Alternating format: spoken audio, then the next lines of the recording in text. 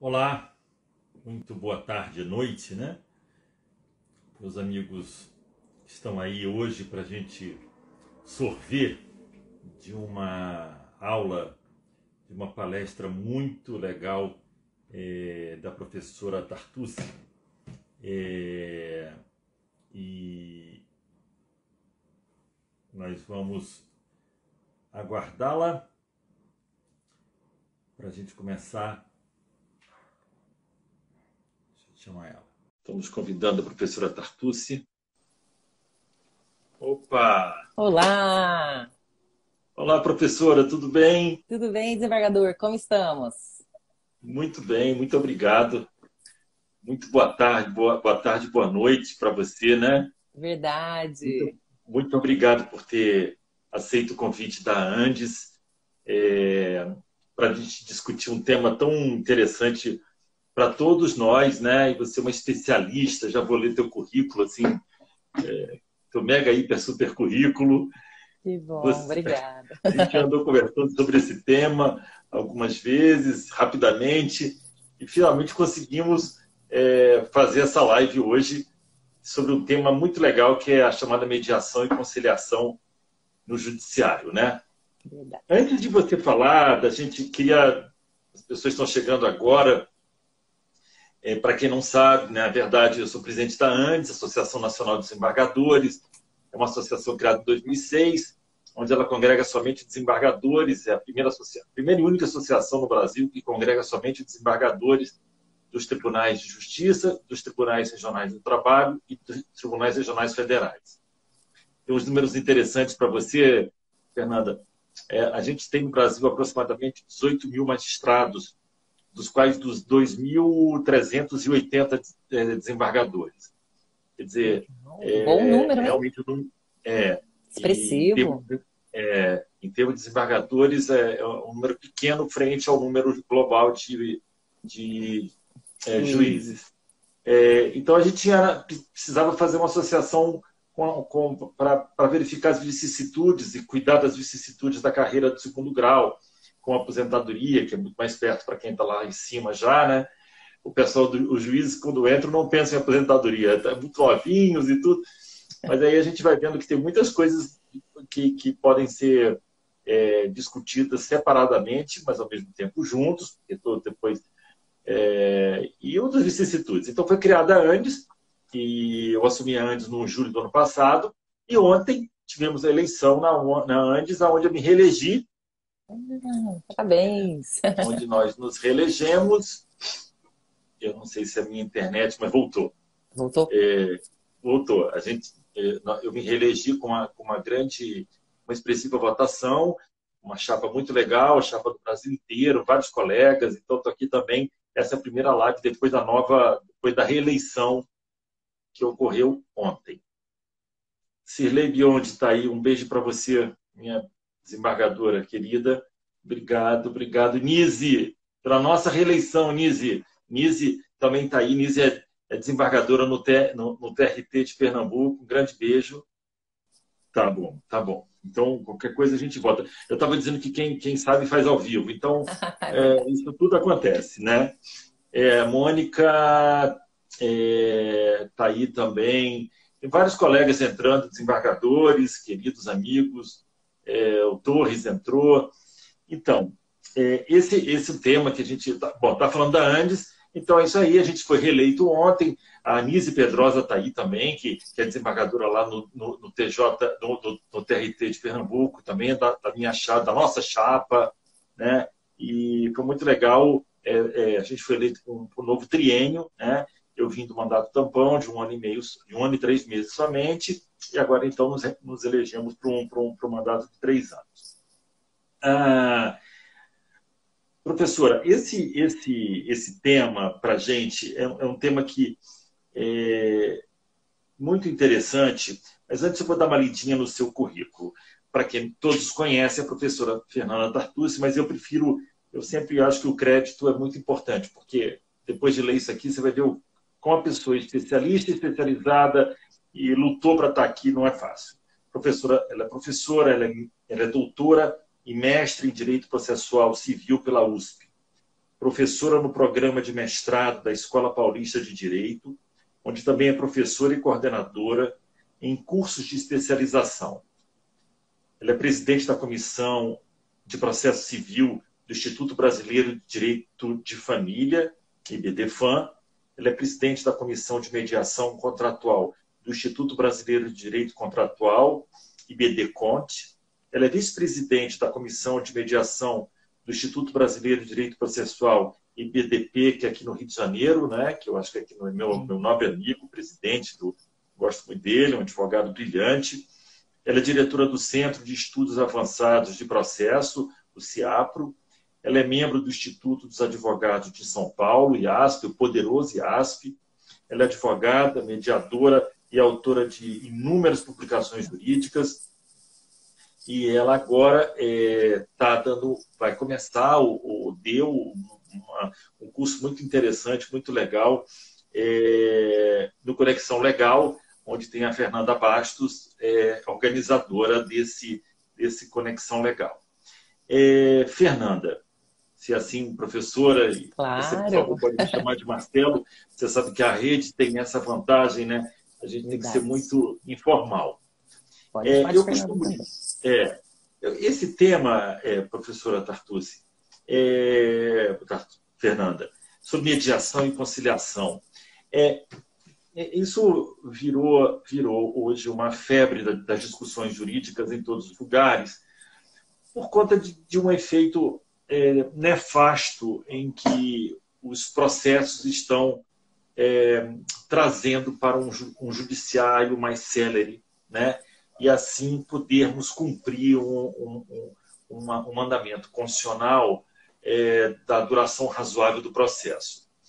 Isso fez com que nós não tínhamos essa cultura até talvez 10, 15 anos atrás, por falta de lei, eu também por falta de lei, mas também porque a gente não via, Fernanda, um judiciário tão assoberbado como nos últimos tempos, principalmente em tempos de pandemia, onde a gente viu que aumentou muito o número de distribuições.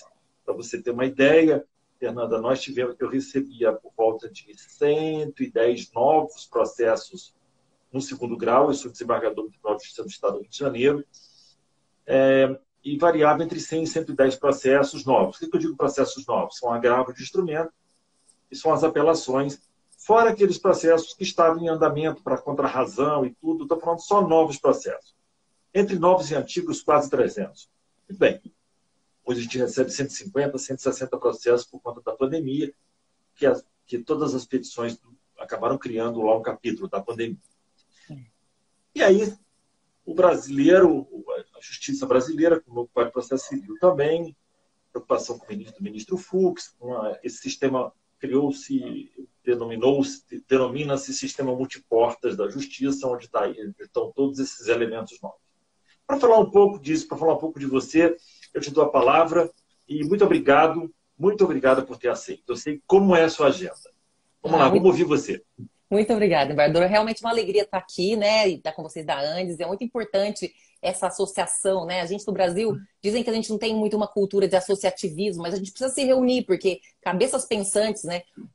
Eu sei que é muito difícil, a gente tem tantas atividades profissionais, ainda ter associações, eu também sou diretora do Instituto, então quero parabenizá-los aí pela iniciativa. Realmente é mais coisa aí para mais pensar junto, né? Num grupo, com pertencimento, faz uma boa diferença. Então, é muito importante poder conversar.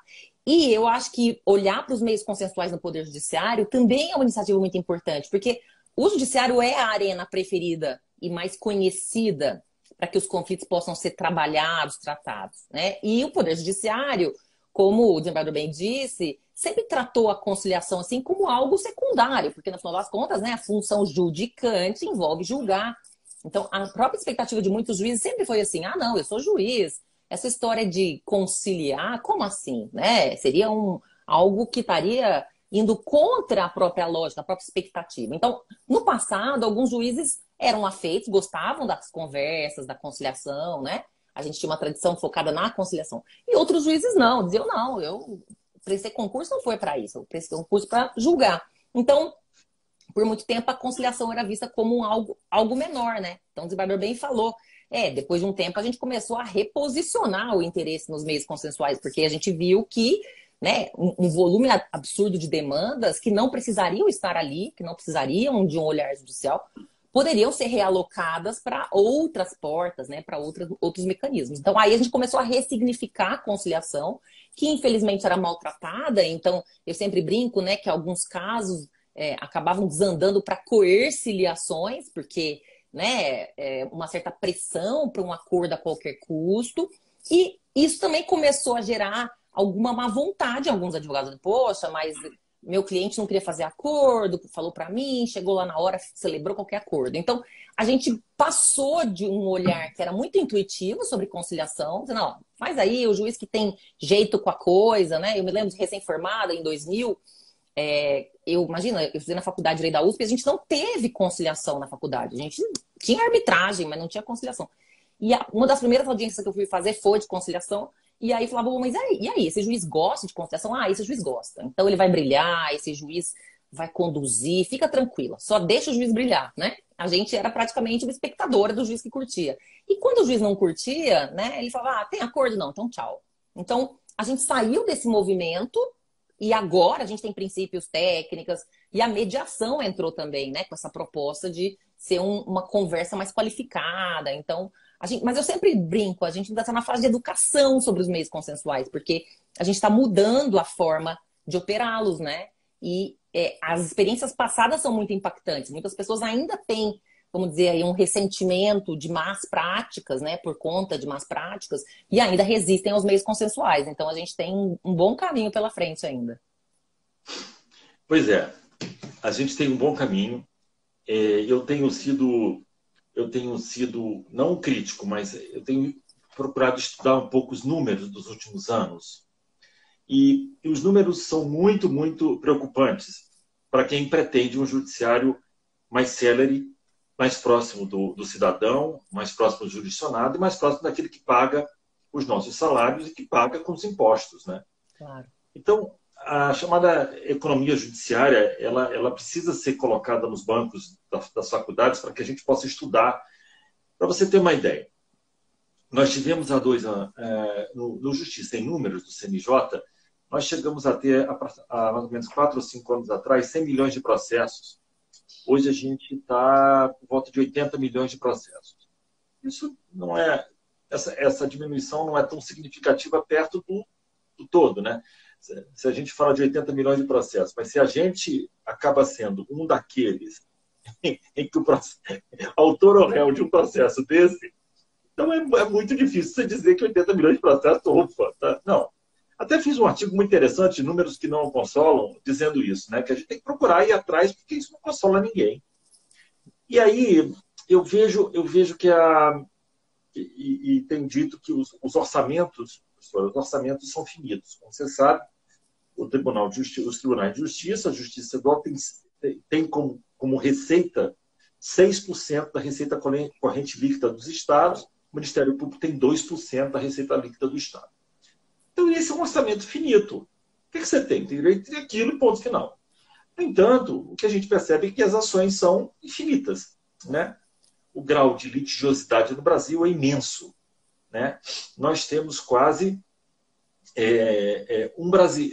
nós temos quase 2 ações para cada brasileiro. É uma coisa muito louca, muito maluca. Se você tirar as pessoas de 18 anos, de 0 a 18 anos, a população que sobra, que seria a população do mercado de trabalho, nós temos 80 milhões de ações para 160 milhões de brasileiros em idade acima de 18 anos.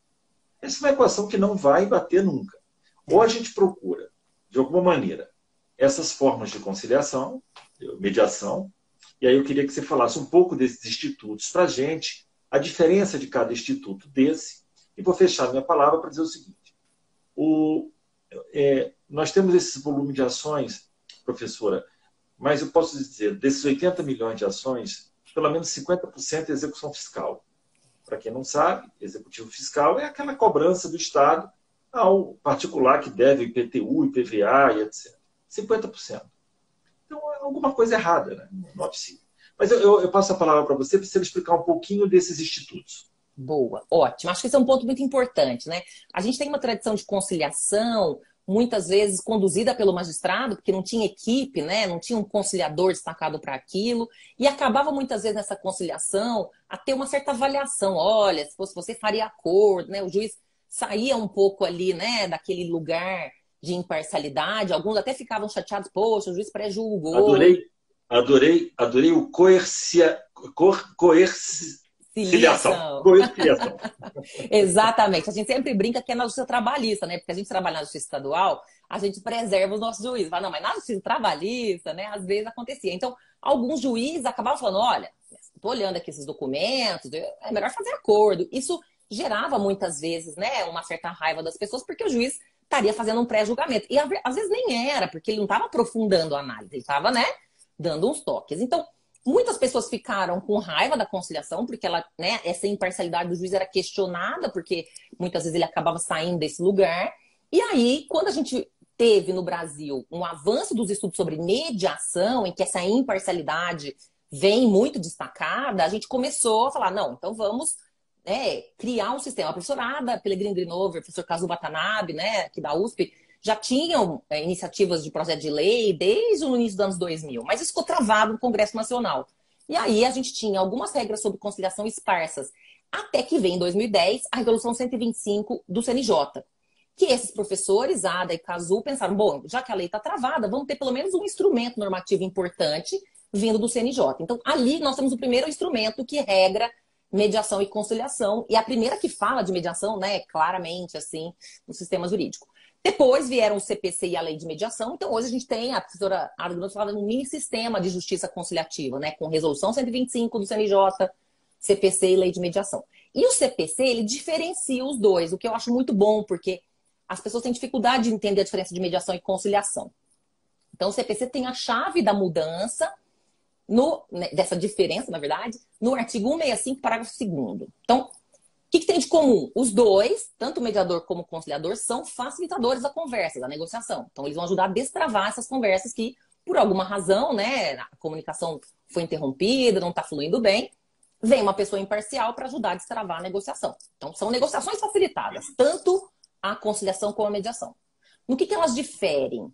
O conciliador pode apresentar soluções para o litígio. Claro, mantida a imparcialidade, mas ele pode, ó, por que vocês não fazem assim? Não vai experimentar fazer assado? Então, com muito cuidado, ele precisa fazer propostas em relação aos dois lados. Ele pode apresentar soluções para o litígio. Essa é a ideia. O mediador, ele não apresenta essas soluções. Ele ativa a comunicação, mas o protagonismo da autoria é das partes. Então, ele diz, olha, o que vocês já tentaram? Né? Vamos fazer uma lista. O que vocês sugerem? E é muito interessante, desembargador, porque quando as próprias partes aqui sugerem, elas demoram às vezes para sugerir, elas estão um pouco resistentes.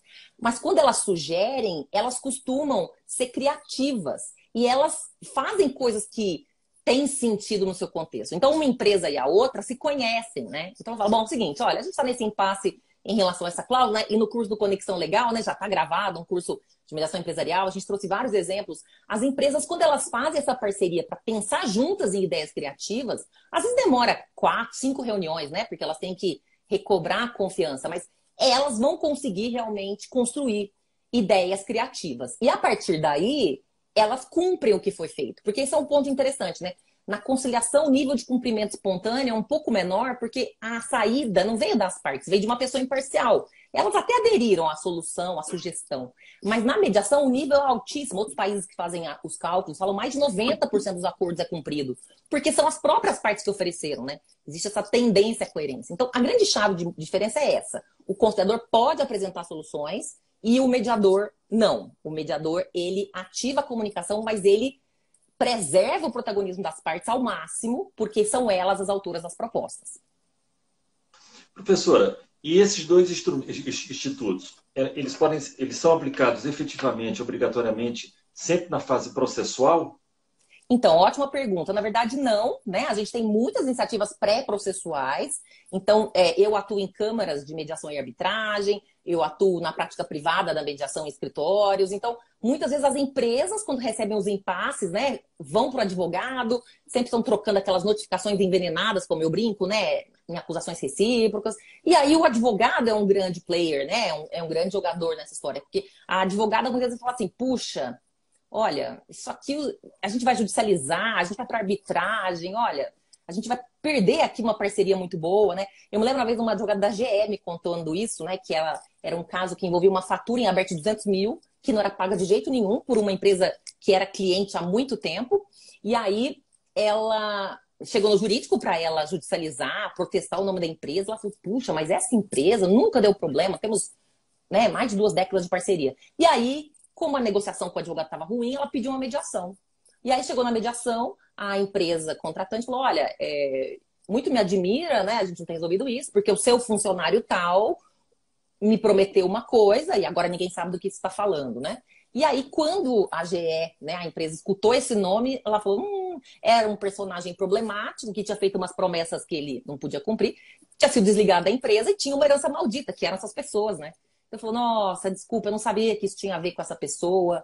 Nós estamos retirando a fatura, pedindo desculpas, porque, né, a gente achou que tinha um problema, a gente não sabia qual era. Então, esse esclarecimento foi suficiente. E aí a empresa falou, que bom, porque eu tenho um contrato de milhões para fechar e eu estava tendo que ir na concorrência, mas eu não queria, porque eu queria continuar com você, né? Então, é muito interessante isso, né? As empresas que já descobrem como essas conversas favorecidas são enriquecedoras. Então, a gente tem experiências pré-processuais na área privada e também tem os Sejusques, né? O Centro de Resolução de Conflitos, que também oferecem gratuitamente uma possibilidade. Mais conciliação, né? Acho que o judiciário ainda tem essa vocação mais para conciliação, que é mais episódica. A mediação, às vezes, tem muitas reuniões. O judiciário, como o Ziverda falou, muito cheio, né? Às vezes fica difícil conseguir fazer mediação no judiciário porque faltam recursos humanos, né? E, às vezes, a conciliação é priorizada. Sim, muito bem. Muito boa a explicação. Eu vou te contar, há mais ou menos uns 6 ou 7 anos atrás, eu fiz uma monografia, eu e uma colega, advogada, Vânia Pinhatari, acho que ela até está aí, sobre a nossa ideia, a minha ideia, era nessa monografia que eu chamei de, abre aspas, um fundo para conciliar, fecha aspas. Essa monografia dizia o seguinte, em grosso modo,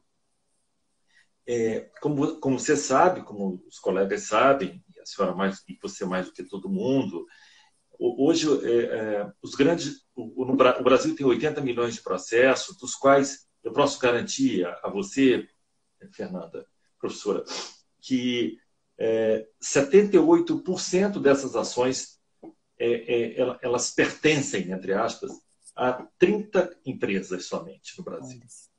São os grandes litigantes. Esses grandes litigantes, portanto, são responsáveis pelo movimento de quase 80% das ações brasileiras. Quais são? São as empresas de telefonia, são empresas de água, de luz, de esgoto, são as concessionárias. Ou não. A grande maioria. Os bancos. Muito bem. Isso é um número muito grave. Isso é muito, muito preocupante. Porque quando se fala em litigiosidade do povo brasileiro, do jurisdicionário brasileiro, a gente tem que ir um pouquinho na causa. E a má prestação do serviço no Brasil, ela é olhos vistos, né? Eu tenho recebido telefonemas, milhares, centenas de ligações de empresas de telefonia querendo me vender linha telefônica e telefonam no sábado e tal, e tal. Muito bem. Essa litigiosidade, ela tem como fundamento, talvez, uma má prestação de serviço dessas chamadas 30 empresas. Por que eu estou dizendo isso? Quando eu imaginei um fundo para conciliar, eu imaginei que essas empresas bancassem um fundo e, portanto, criassem com este fundo os chamados espaços de conciliação pré-processual. Seria um Sejusque, mas fora do sistema judicial. Completamente fora. Quem paga, quem deve é quem paga. Isto é, o devedor, em tese, que são os grandes litigantes, pagariam andares, espaços onde estariam lá.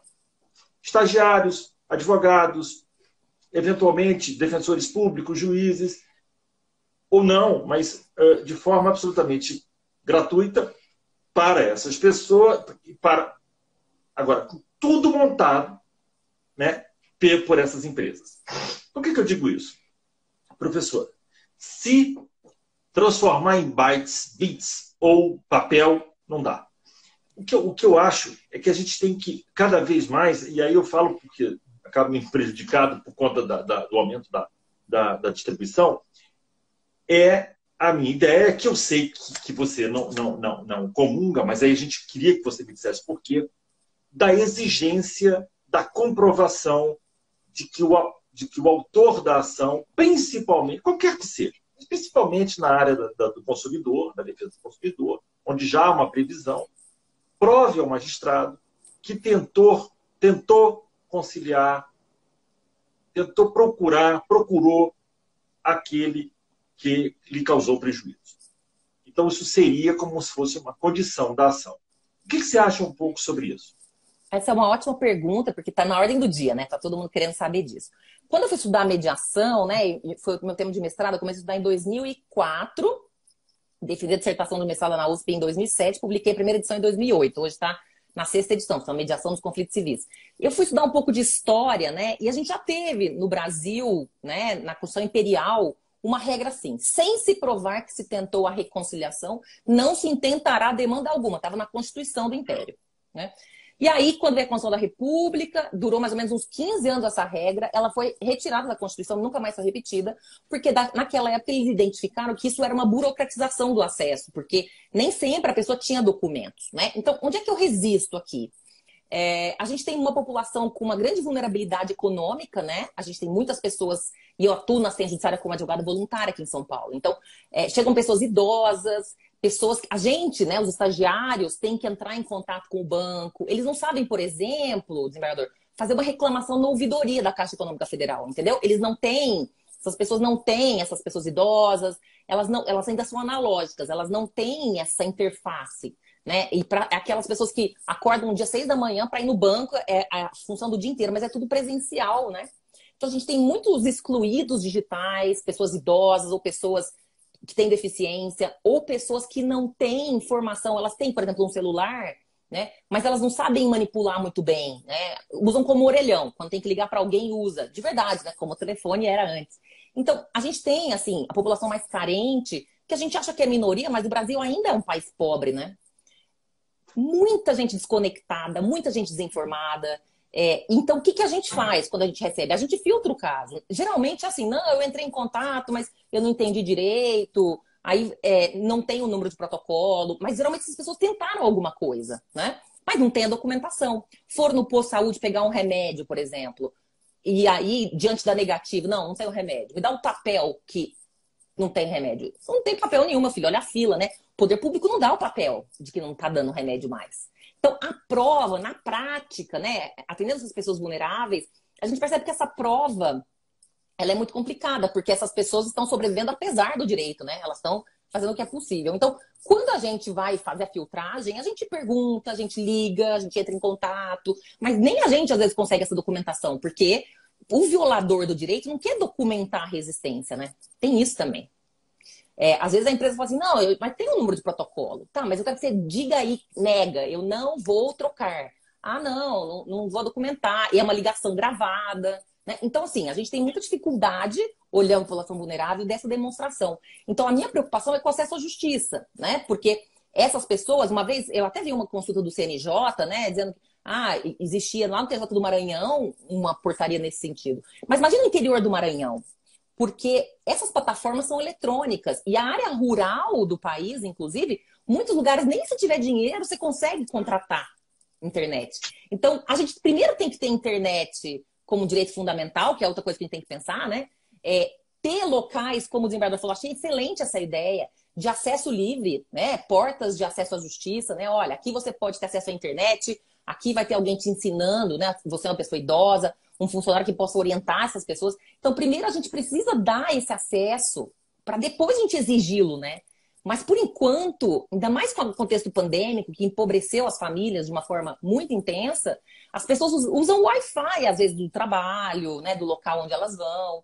E não tem ou o aparelho com qualidade ou pacote de dados. Então, Eu acho que a gente está ainda na fase de educação sobre os meios consensuais e a gente precisa equipar melhor os aparelhos públicos e criar mais lugares para acolher essas pessoas antes de exigir. Porque senão a gente vai criar mais obstáculos para o processo da justiça. Vejam, isso é interessante, né, trabalhador? Toda ação que eu faço, eu procuro, pergunto, oriento os meus estagiários e as pessoas a irem, né? Às vezes não dá, às vezes são vizinhos brigando e aí que não tem como documentar mesmo, né? Mas mesmo em empresas, as pessoas não gostam de documentar um descumprimento, na verdade. Então, isso me parece um problema. Mesmo quando a empresa não quer, né? Ela fala, não, eu te atendi, mas é que você está me pedindo uma coisa. Então tá, mas escreve que você... Mesmo a gente como consumidor, a gente quer mais saber, escreve aí que você não quer por causa disso. Né? Não posso escrever tal. Então, eu tenho esse receio dessa burocratização do acesso à justiça acabar, né, complicando. Veja, se saiu uma lei dizendo que as empresas são obrigadas a mandar para as pessoas, né, o protocolo, né, encaminhar, mas mesmo assim, nas petições iniciais que eu faço, a maior parte é assim, não usuária de endereço eletrônico. As pessoas vulneráveis não têm e-mail. Olha que coisa curiosa, né? Verdade. Muitas não têm celular. Não, Tartus, não é possível. Celular tem. Então, quando a situação aperta, vende o celular. Uso da prima, né? A gente foi fazer audiências telepresenciais nesse contexto pandêmico. Muitas pessoas falaram assim, olha, eu tenho interesse em fazer audiência, mas eu vou pedir emprestado para minha prima. Se no dia ela precisar, eu não vou conseguir, né? Então, eu acho que esse contexto é muito importante. Então, até a gente estar preparado para incluir os excluídos digitais, a gente precisa ainda ter várias portas de acesso, né? E não fechar demais. Eu vou te dar uma ideia também que me veio. Quer dizer, esses espaços de conciliação pré-processuais, eles seriam interessantes porque a parte já sairia lá com o documento, né? E seria linkado aos computadores dos tribunais, onde ele também mandaria para os tribunais uma prova de que a parte esteve lá conversando com a empresa que acabou lesando o consumidor. A segunda ideia que se dá é que a parte que comprovar que tentou uma conciliação pré-processual, ela teria um desconto nas custas processuais. Interessante. Né? Ela teria um desconto de 1%, de 0,5%, e então ela aprovaria, na hora de pagar as custas judiciais, ela botaria lá num campo desconto por conta da conciliação pré-processual. Muito bom. Eu acho que isso seria... depois você dá uma pensada e se quiser, a ideia também é sua, professora, e podemos debater Legal. isso a partir de agora. As leis de custas judiciais, elas são estaduais. Eu participei no Conselho Nacional de Justiça de um grupo de pensadores do direito, e quem presidia esse grupo no CNJ era o ministro Cueva, em que a gente acabou, no final de um ano de trabalho, um ano e meio de trabalho, lançando propondo ao Supremo Tribunal Federal um anteprojeto de lei complementar sobre custas judiciais.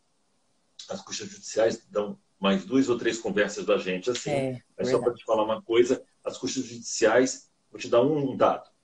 Quanto menor o IDH daquele estado, maior as custas judiciais daquele estado. Uau! Surreal, né? É surreal. Então, esses grupos de trabalho trazem essas perplexidades e a diferença na cobrança deixa o advogado absolutamente maluco.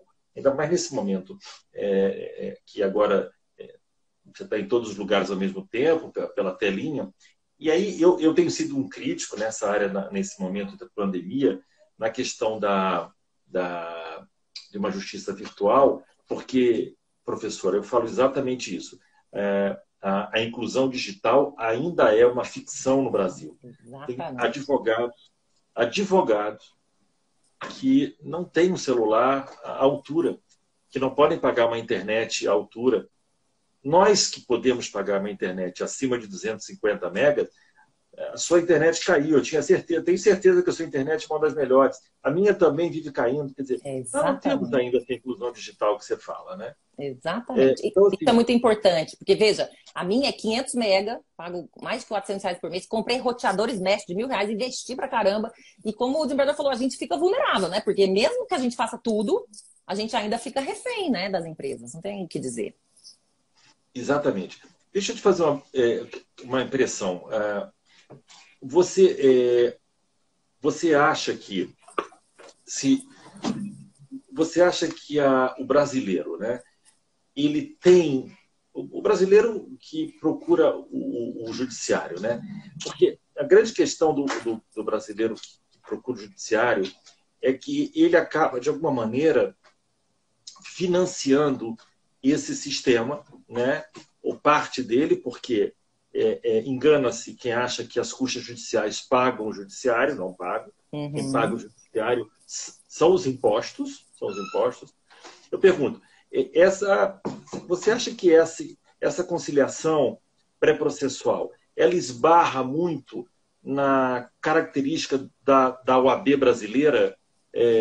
Não estou falando aqui de presidentes da OAB, estou falando na característica do advogado brasileiro de ser um advogado não conciliador por conta da falta da diminuição dos honorários advocatícios? Isso, essa pergunta é ótima. Eu acho o seguinte, tem vários fatores, como sempre, tudo é multifatorial. Mas eu acho que a gente tem que repensar. Acho que o tema custas é muito importante. Veja, por que os juizados especial cíveis são gratuitos para empresas que usam o judiciário como balcão de negócios, né, vamos dizer, de protelação de direitos? Por que as empresas, né, por exemplo, usam o Sejusc? Uma vez eu tive uma aluna que falou assim, Tartusso, o Sejusc é maravilhoso, eu não vou mais pagar a empresa de cobrança, eu vou usar o Sejusc. Com o selo do Poder Judiciário, gratuitamente, eu vou fazer 10 cobranças por mês. Olha que interessante. Então, o desenho do Sejusc e do juizado, com essas gratuidades, não é gratuito, gente. Não existe nada gratuito, né? Tudo tem custo. Então, eu acho que a gente tem que repensar isso, assim como as custas, porque quando a pessoa recolhe custas, especialmente quando elas são caras, ela cria uma expectativa de julgamento, né? Então, vamos repensar as custas. Olha, você entra, paga metade das custas. Aí você paga a hora do conciliador mediador, para você se engajar no processamento. Se você resolver na conciliação mediação, tchau, vai embora. Se você quiser continuar o julgamento, você recolhe a outra parte das custas. Porque aí faz sentido, vai ter julgamento, na é verdade? Então, eu acho que enquanto a gente não consertar isso, as expectativas, os incentivos para conciliar vão ficar desencontrados. Não, mas peraí, eu negociei antes, eu não acredito, eu recolhi custas altas. Agora eu vou ter que conversar de novo com aquela pessoa salafrária que me enrolou até hoje, né? Então, eu acho que passar pelas custas é algo muito importante, porque vai passar uma mensagem de incentivo, uma mensagem de coerência, dizendo, olha, vamos rever isso aqui. E eu acho, eu sempre pergunto para meus alunos, né, dou aula em especialização, no mestrado também, como que os próprios advogados abordam a situação, né, de acordo, de consenso. A maior parte diz assim, Tartusso, quando eu vejo que meu cliente não tem razão, quando eu vejo que ele, né, aprontou muito, eu pergunto, mas você conversou com o outro lado? E eles contam que eles sempre perguntam e que às vezes o cliente fala, doutor, não fala negócio de acordo comigo, né? Eu vim procurar um advogado para litigar. Então, muitas vezes é uma encomenda das próprias partes, né? E os advogados ficam naquela situação, eu preciso atender o cliente, né? E mesmo assim, mais para frente, eles tentam falar de acordo, mas para a advocacia, a minha impressão é que o ponto está no que o desembargador falou, a falta de prática de cobrar pela conciliação, por aquela tradição de que era uma conversa mal feita, né? Que era uma coisa rápida, então nem se cobrava. Mas hoje não é mais mal feito. Você tem que fazer uma reunião preparatória para audiência, com plano A, B e C. Né? Pode ser que tenha mais de uma sessão, né, de conciliação ou de mediação. Então, o advogado, a advocacia precisa aprender a mensurar. Documentar tudo. Documentar tudo. Então, time sheet de cada hora, cada conversa, né? Fazendo um relatório de horas. E mesmo os americanos fazem isso, né? Um êxito em caso de acordo. Dizendo, olha, se eu resolver isso aqui para você em um mês na negociação, você vai me pagar as horas de mesa de negociação, né? Hoje de tela de negociação, mais um êxito. Se precisar ir para mediação, vai escalonando, né? E criando vamos dizer, esses valores. Porque aí a clientela vai saber quanto custa cada parte. Não por petição inicial, por petições do processo, mas por tempo envolvido, né? Porque aí Poxa, a gente está indo para a segunda fase, que é a mediação. Vamos ver se agora vai, né? Não, se você não for, tem a terceira fase, que é a arbitragem ou o judiciário. Ah, não, pelo amor de Deus, terceira etapa, né? Enquanto isso vai somando. Então, se a advocacia aprender a cobrar com base nisso, aí todo mundo tem incentivo, né? Professora, eu também tive uma outra ideia. No que você falou uma coisa e lembrou muito bem, que é o sistema dos juizados especiais cíveis. Isso. Como sabemos, o juizado especial cível ele é gratuito e ele só recolhe as custas no recurso. Exato. Né? E eu, pelos meus estudos e pela experiência, eu percebo que isso ela praticamente não... Ela até auxilia, quer dizer, ela até instiga a deflagração da ação. O que eu pensei? Como sugestão também, você pensar junto, o autor da ação é um particular, como nós sabemos, e quando entrar com a ação, o que eu pensei? Você estabelece um valor módico, mas um valor de R$100. Ele paga R$100. No apelo, a empresa, que normalmente é apelante, ela devolve os R$100 para o autor da ação. Ela paga as custas. Exemplo. Então, vamos lá. Eu sou o lesado. Vou ao judiciário, ao juizado. Pago R$100 para entrar. Muito bem. Eu ganho a ação. Né? Aí a empresa, então, recorre. Se ela não recorrer, a empresa me devolve o que me deve mais os R$100, obviamente. Obviamente. Né? E se a empresa recorrer, no momento em que ela recorre, podendo até ganhar, ela me devolve ao autor esses R$100. Uhum. Essa é uma sugestão também para a gente talvez diminuir o número de processos no juizado sem fechar a porta, né? Exatamente. Sem fechar a porta do judiciário. Então também essa seria uma forma da gente melhorar os juizados. Porque os juizados hoje estão absolutamente abarrotados, estão com zilhões de processos. E aí eu te pergunto, como estão funcionando os sejusques? Por quê que eu te pergunto isso? Especificamente no Rio de Janeiro, nós temos um problema, que é a remuneração dos conciliadores. Como isso está no Brasil? Olha, o tema é ótimo. Eu sempre pesquiso para atualizar meu livro, né? Mediação dos conflitos civis. E assim, eu descobri que tem estados que tem concurso. Eu fui para o Acre. Fala teu livro direito. Fala seu livro, qual é o seu livro? É verdade. É o Mediação dos Conflitos Civis, está na 6ª edição. E o livro já, tem mais de 400 páginas, porque a mediação vai sempre rendendo, né? Ele está, enfim... Ele está aí por perto para você mostrar? Pois é, meu Deus, deixa eu ver. Não, deixa eu ver. Tantos, tudo bem. Depois eu pego. Então, na verdade, o que acontece? Quando a gente tem muitas realidades, então eu fui para o Acre, por exemplo, inclusive, localmente, e lá tinha concurso de 2 anos, prorrogado por mais 2 anos, né? E alguns estados pensam em ter concurso, acho que Bahia também tem. Então, você tem algumas realidades locais com concursos. O sistema da lei é de remuneração, como auxiliar do juiz, como tem o tradutor, como tem, né, o perito, também tem. Mas aí esbarra nas custas, né, desembargador? Porque a pessoa já recolheu custas, aí ela vai recolher mais um ato. Veja, eu recolhi custas para julgar, agora eu vou recolher custas, né, para o outro. Então, muitas vezes existe uma má vontade das partes. Então, o que acontece? Como existe essa resistência, muitas vezes, a pagar, às vezes o judiciário tem câmaras vinculadas que apresentam orçamentos e funcionam, e às vezes não. Muitos tribunais, inclusive aqui em São Paulo, muitos lugares contam ainda com o voluntariado, né? Que é uma solução de solidariedade, mas limitada, porque não é sustentável que uma pessoa, né, fique voluntariamente numa função árdua, porque o conflito, né, é desgastante. Existe uma expressão americana que fala que depois de uma sessão longa de mediação tem mediator hangover, que é a ressaca do mediador, né? Porque ele ouviu tanta coisa. E com um dos princípios que é a escuta ativa, que é você prestar bastante atenção, fica até, né? Então, esse é um problema que me parece muito importante, mas eu acho que a gente poderia repensar com as custas, como o desembargador falou. Se a gente repensar nas custas, né? E outra coisa que também das custas, eu trabalho na ciência judiciária e às vezes você tem, sob o palio da gratuidade, porque são pessoas pobres.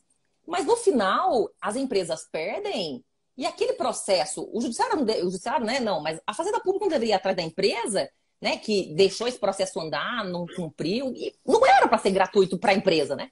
Era para ser gratuito para o autor. Então, eu acho que tem uns dinheiros por aí, né? De pessoas que estão usando de forma predatória o judiciário, como o desembargador lembrou, os grandes litigantes, que não está sendo perseguido, né? Então, porque aí ela não vai ter incentivo. Ixi, não, vou ter que pagar as custas de todos esses processos, né? Eu vou, então, começar aqui a ter uma política conciliatória prévia, né? Porque eu não quero ser cobrada, né, pelo Estado. Então, eu acho que tem que olhar para várias situações, porque a gente olha muito para a pessoa física, né? E eu acho que os grandes litigantes é que são a chave, porque a pessoa física é varejo, enquanto os grandes litigantes são atacados. Eles têm milhares de demandas. E aí sim a gente poderia fazer uma diferença também no prisma quantitativo. É verdade.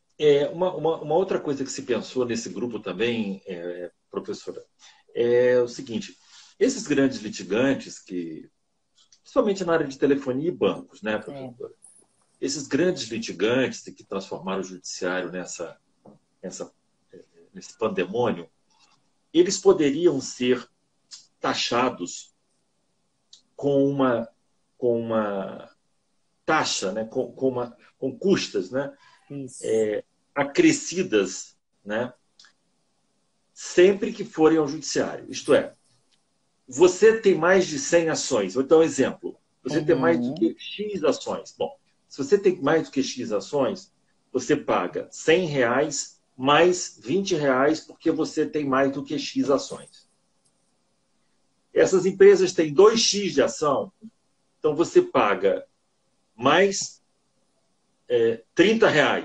Então você ia escalonando até um valor X, obviamente. Interessante.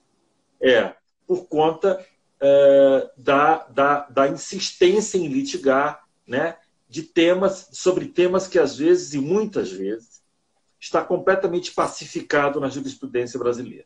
Exatamente.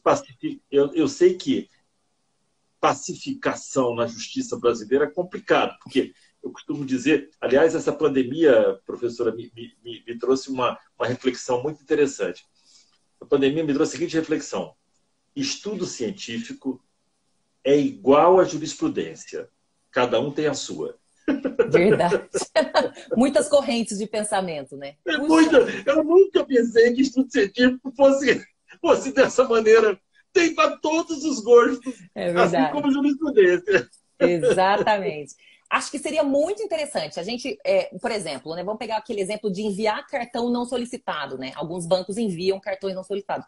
A gente recebeu uma senhora idosa que falou: eu fico preocupada de receber esse cartão. Ela foi no banco, o banco falou: minha senhora, a senhora está no cadastro. A gente vai mandar para a senhora todo ano. A senhora vem aqui e a gente cancela. Mas vejam, uma senhora de idosa, vulnerável, concorda, ela pode levar uma queda. E ela não quer passar esse risco de alguém interceptar esse cartão. Então, veja, tem súmula, tá no CDC que não pode. Por que os bancos continuam mandando cartões não solicitados e se recusam a colocar no sistema que não é para mandar para ela? Porque compensa, a matemática tá fechando, né? Muita gente não reclama, acaba usando o cartão, né? Então, eu concordo, esse é um tipo de demanda que já está mais do que mapeada, de que é uma demanda abusiva na lei, na jurisprudência, na súmula. E ainda está acontecendo. Mas para os bancos é mais barato pagar 5 mil de dano moral para essa senhorinha que resolveu ir no judiciário, né, do que ter aí aquela matemática que eles sempre fazem, né, das pessoas que acabam usando, especialmente num país cheio de crise, né, como o Brasil. Então, tudo isso tinha que ser pensado. Eu acho que esse mapeamento seria muito importante. Professora, o que você acha dessa questão multiportes e tudo da arbitragem? Pegou no Brasil, não pegou? Está ainda claudicando? Era o grande lance de 4, 5 anos atrás, já não é mais. O que você está achando? Olha, eu acho que a arbitragem amadureceu bastante. A gente da mediação olha para a arbitragem dizendo a gente vai chegar lá, né? Porque grandes empresas, né? Grandes empresários com conflitos milionários, né? Eles falam: puxa, eu vou no judiciário, quanto tempo eu vou ficar lá? Querem muita previsibilidade, né? Querem ter mais, vamos dizer, certeza, algum encaminhamento. E a arbitragem funciona muito bem. A gente tem câmaras de arbitragem no Brasil que funcionam muito bem, com números muito interessantes. Agora, realmente né? A gente tem as câmaras de arbitragem que ainda tem um custo alto, né? Então, arbitragens custando de 500 mil a R$1 milhão. Então, ainda são custosas. A gente tem umas perspectivas de umas câmaras eletrônicas, digitais, com um árbitro só, que essa ainda me parece estar claudicante no Brasil, né? Porque as pessoas ainda desconfiam um pouco de um formato de uma arbitragem mais expedita. Mas me parece que as câmaras arbitrais para os conflitos grandes, né, de grandes empresários que querem essa privacidade, têm funcionado muito bem. O Brasil amadureceu bastante, a lei de arbitragem é muito boa. Então, a gente não fica devendo para outros países, não. Acho que o Brasil evoluiu bastante. Agora é isso, a gente talvez tenha que pensar em uma arbitragem mais simplificada, por exemplo, as arbitragens em três, né, julgadores. É como se começasse no tribunal, né? Arbitragens com uma árbitra só, né? Eu conheço alguns casos assim, mas esses eu acho que ainda estão pegando tração, né? Mas as arbitragens institucionais, as grandes câmaras, essas têm funcionado, me parece, com muita satisfação, né? Por elas atenderem. Você tem um julgamento muito mais rápido, né? E por pessoas escolhidas numa lista, né? Os medalhões, pessoas que entendem do direito. Então a arbitragem me parece que já está num ritmo bom. A arbitragem tradicional. Eu vou te dar uma informação que nos preocupa. Você sabe que tem crescido muito a judicialização das arbitragens, né? Ações anulatórias. Tem judicializado mais do que a gente imaginava. Eu quero te falar uma coisa. Eu fui autor de uma palestra há 5 anos atrás, muito preocupado com a arbitragem e dizendo que a arbitragem ia praticamente deixar o judiciário ao longo do tempo com ações simples e sem importância. Mas não sei, eu acho que eu posso estar errado. O que a gente tem visto é que as partes, eu não sei, eu volto a dizer, eu acho que os advogados brasileiros e os autores e as pessoas, né, o cidadão brasileiro, ele gosta de dizer, ele prefere, engraçado, um mau acordo ou um razoável acordo, ele prefere uma litigância de anos do que um mau acordo. É verdade. Ele prefere uma litigância de 3, 5, 6 anos do que um acordo razoável. A gente percebe claramente, né? Dizer que está... E aí, e por conta disso, e nessa esteira, os colegas, né? Eu como presidente de associação, os colegas sempre falam, Marcelo, batem muito no judiciário, batem muito, e eu levo um dado que é de fácil percepção, simples percepção, mas às vezes as pessoas não se atentam. Sabe o quê? Pelo menos 50% das pessoas que procuram o judiciário saem muito chateadas com o judiciário, porque perderam as suas ações. Alguém tem que ganhar e alguém tem que perder. E mais do que 50% saem chateados.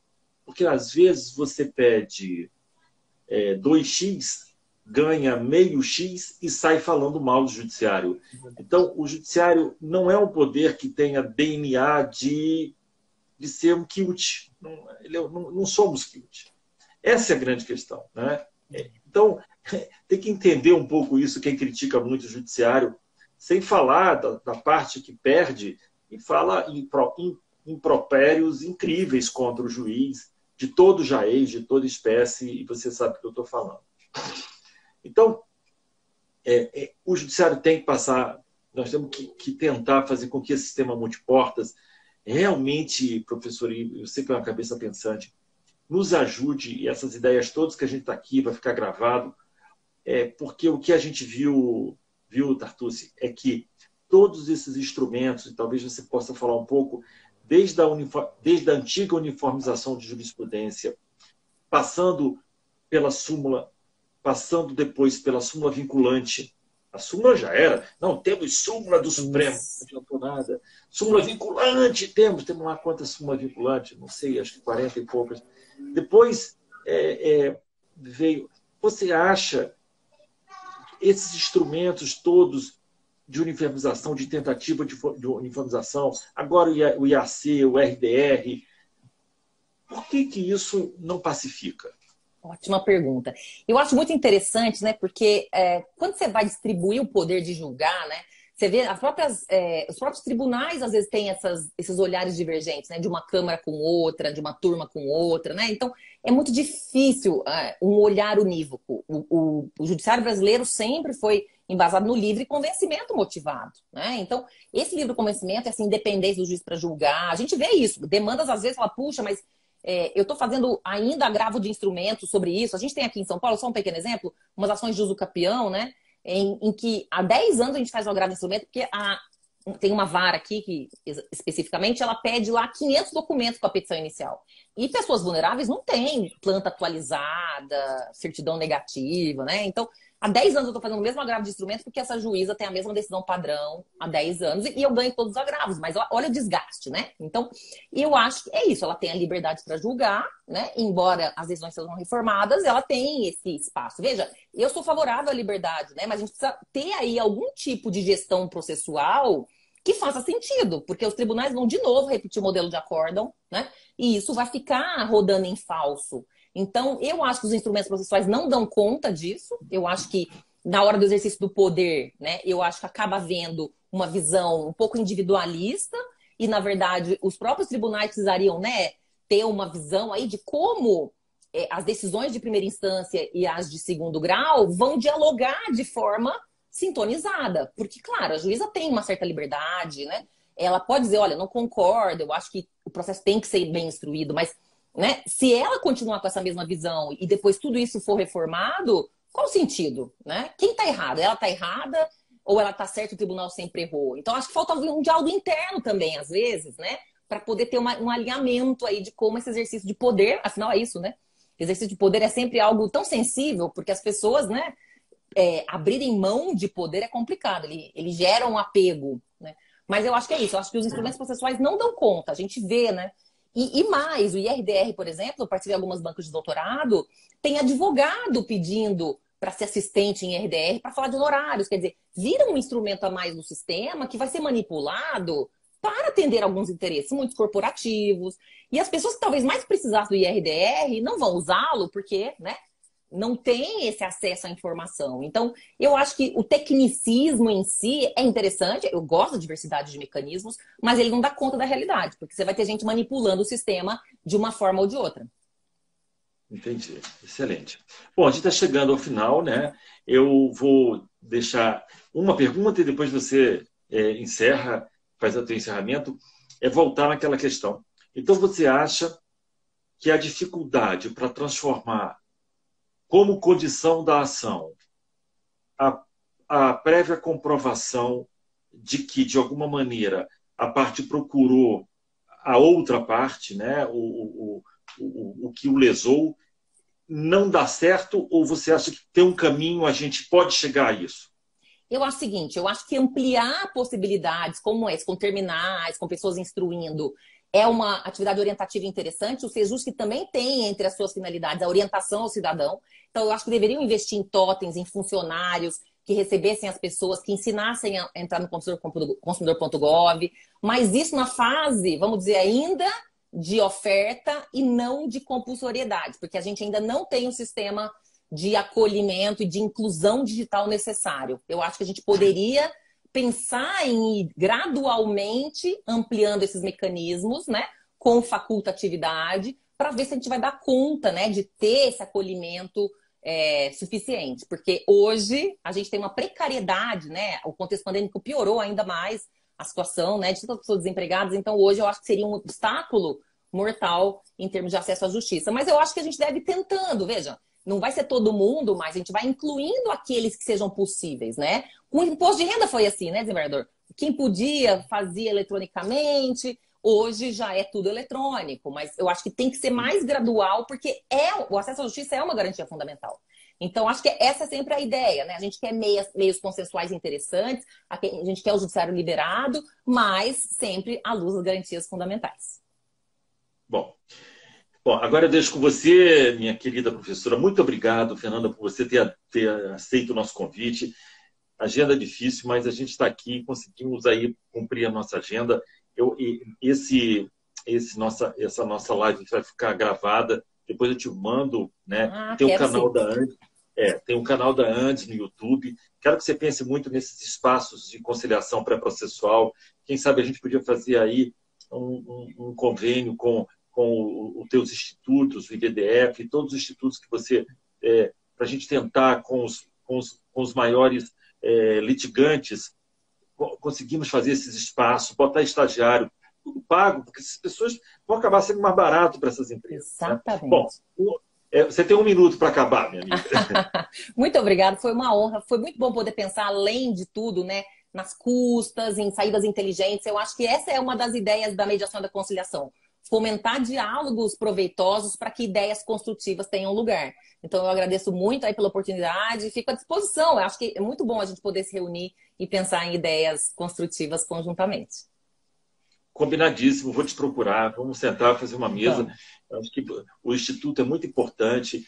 Quem preside o Instituto, como chama? O IBDFAN? O IBDFAN. Rodrigo da Cunha Pereira? Isso, Rodrigo. Vamos conversar, vamos tratar disso. Te agradeço e já te deixo convidada aqui para a gente fazer daqui a 45 dias sobre o tema que você entender. E boa sorte também no curso que você vai dar no Conexão Legal. Quer falar um pouquinho como é que é, quantas horas, como é que é isso? São 15 horas de mediação empresarial, né? Faltam cursos especializados. Então, o Conexão Legal me convidou para fazer o curso, a gente já teve a primeira turma, foi muito bom poder concretizar, né? Porque o judiciário tem Sejusc empresarial, tal, mas faltam cursos. Então, foi ótimo ter 15 horas para debater, debruçar. Então, o curso ficou muito interessante. É uma honra também. Quero agradecer também à Emerge, que pela primeira vez, nós estamos estreando, viu, professora? A Emerge, como você sabe, a poderosa Emerge. Poderosa. Uma escola de excelência no Rio de Janeiro, a Escola da Magistratura do Rio de Janeiro. Eu vi a Emerge praticamente nascer nos idos de 80. Fizemos um convênio recentemente, e esse convênio, o ministro Cueva estava e foi testemunhou a assinatura desse convênio. Eu quero agradecer à diretora, a nossa desembargadora Tereza Gaulia, e esta é a primeira live em que tem o apoio da Emerge, e eu quero aqui agradecer à Emerge por ter apoiado a nossa conversa, a nossa live. Você sabe que a Emerge consegue mandar para uma infinidade de alunos, né, esses banners que a gente fez, e hoje um amigo falou: Marcelo, você inovou. Esse já foi muito bom. Muito bom. É já, ficou ótimo. A Emerge é incrível, né? Já tive a honra de estar presencialmente na Emerge, então realmente uma honra poder estrear. Tomara que dê sorte e que outras ótimas iniciativas É verdade, você realmente foi o primeiro banner, pode apelar, apoio Emerge. Muito obrigado, professora, muito obrigado a todos que estão aqui. Estamos preparando novos lives. Vamos fazer, você que está nos ouvindo e tal, vamos fazer um webinar muito interessante. Daqui a mais ou menos uns 10 ou 12 dias, nós vamos falar sobre decisões da justiça que impactam a segurança pública nos estados. Não percam, que isso é muito interessante também, muito legal. Muito obrigado, boa noite a todos. Muito obrigado. Obrigada também. Tudo de bom aí. Obrigado, tchau, tchau. Tchau.